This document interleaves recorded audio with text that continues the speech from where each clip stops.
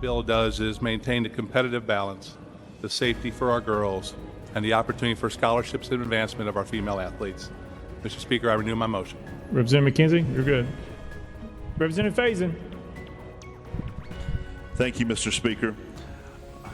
Members, I've watched with interest over the last year of how many times we've heard follow the science. And through what's going on with the pandemic, and inevitably in the last month, I've heard so many times on the TV and from people who are incredibly smart, they say, just follow the science, just follow the science.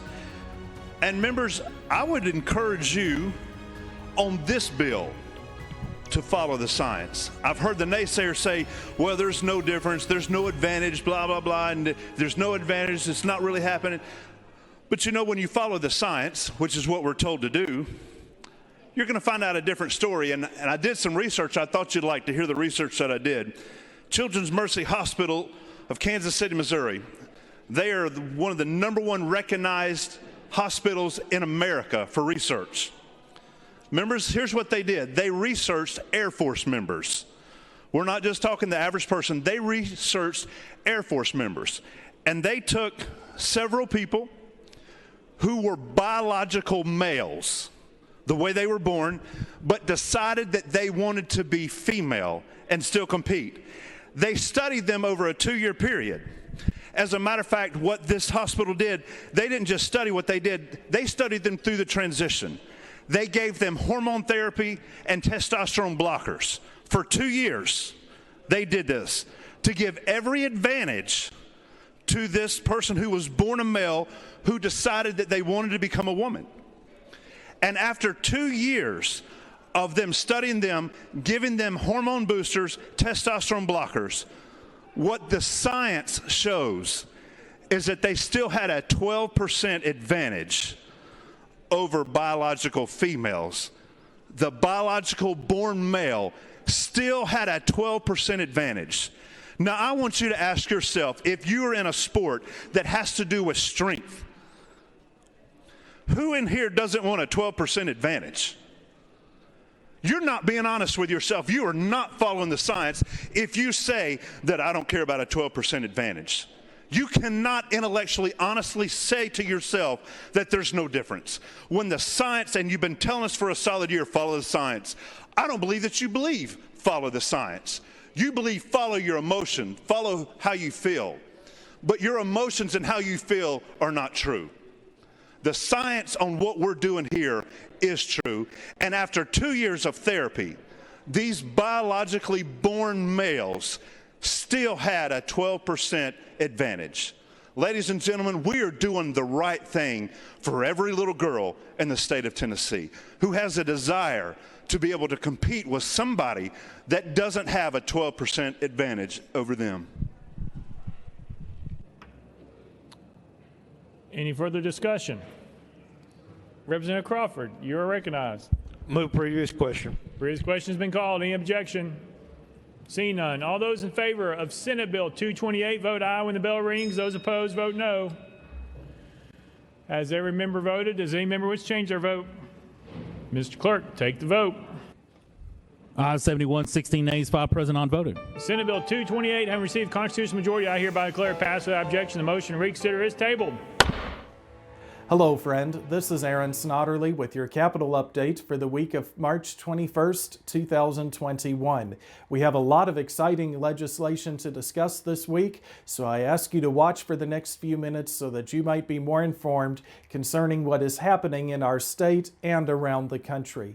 What you just saw was State Representative Jeremy Faison of East Tennessee testifying on behalf of HB 3.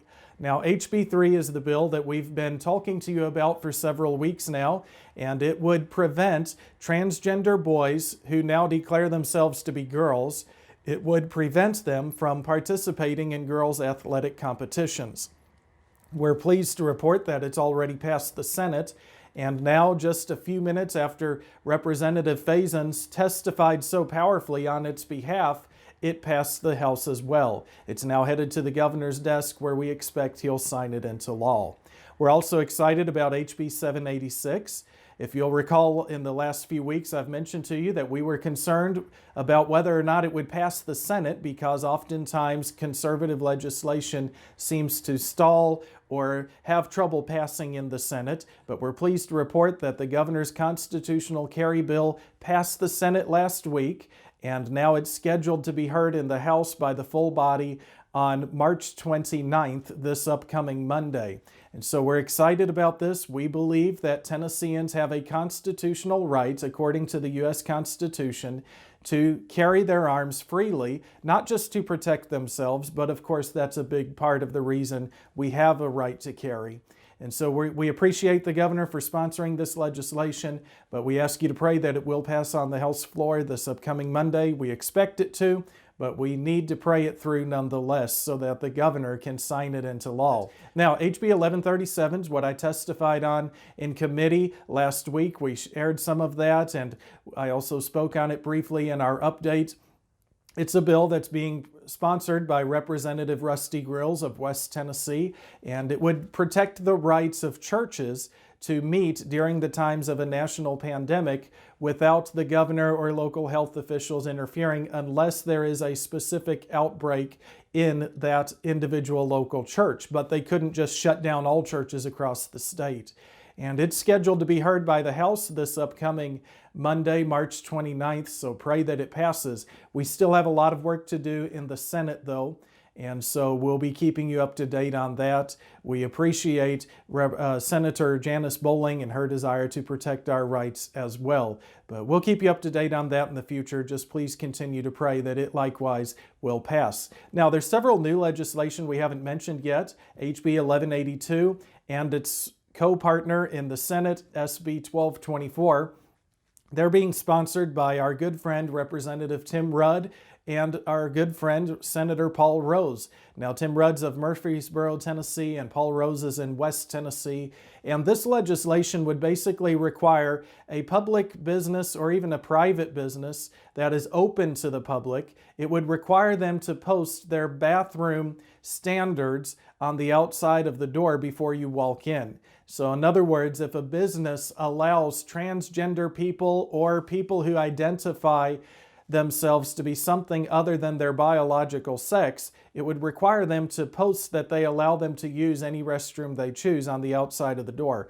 It would also require businesses that use traditional bathrooms to post their standards as well. We support this legislation because we want to protect our women, our children, and even our men from having to use the restroom with people of the opposite sex. We believe that's wrong, and so we're glad that Representative Tim Rudd and Senator Paul Rose are sponsoring this legislation. Pray that it passes, and we'll keep you up to date as it makes its way through the committees. There's several pro-life bills I'd like to mention very quickly. First of all, HB 1181 and SB 828, and again, Representative Tim Rudd and this time Senator Janice Bowling are sponsoring this bill. And it would require that all aborted fetal remains, meaning baby bodies, be buried or cremated. Now, several years ago, we passed legislation that said that aborted baby parts could not be sold for medicine or whatever it might be, like Planned Parenthood did several years ago. But now we're going a step further and saying, okay, you can't sell them, but now we're going to make it illegal for you to just throw an aborted baby in the trash can. And so we're excited that they want to protect and recognize the humanity of even a dead aborted baby by making it law that they would have to be buried or cremated. So pray for HB 1181, also SB 494 and HB 1079. This bill is another pro-life bill that's being sponsored by Senator Mark Pody and Representative Jerry Sexton. Both of these men are good friends of ours. Representative Sexton is actually a preacher from East Tennessee, and this bill would permit a father to petition a court to prohibit his wife from having an abortion. And so we 100% support this bill. If it takes two to make a baby, then it should take two to abort a baby. And so we appreciate Senator Pody and Representative Sexton for sponsoring this legislation and giving the father the right to petition a court to prohibit his wife from having an abortion if, God forbid, that's what she decides to do. Of course, SB 204 and HB 724 are coming up again this year, and this bill is a pro-life bill that would enact the Rule of Life Law Act. And we're excited about this bill. It's based on the principle of the Ninth Amendment, and so it'll probably be making its way through committee here in the coming weeks. As I said, we have a lot to be concerned about, a lot to be thankful for. But the important thing is that each and every one of us keep our eyes on Jesus and walk the path or the way that He wants us to walk. Walk the way He wants us to walk, and walk on the way or the path that He wants us to walk on. And of course, this is much easier when we take the words of Proverbs 3, 5, and 6 to heart. Trust in the Lord with all thine heart, and lean not unto thine own understanding. In all thy ways acknowledge Him, and He shall direct thy paths.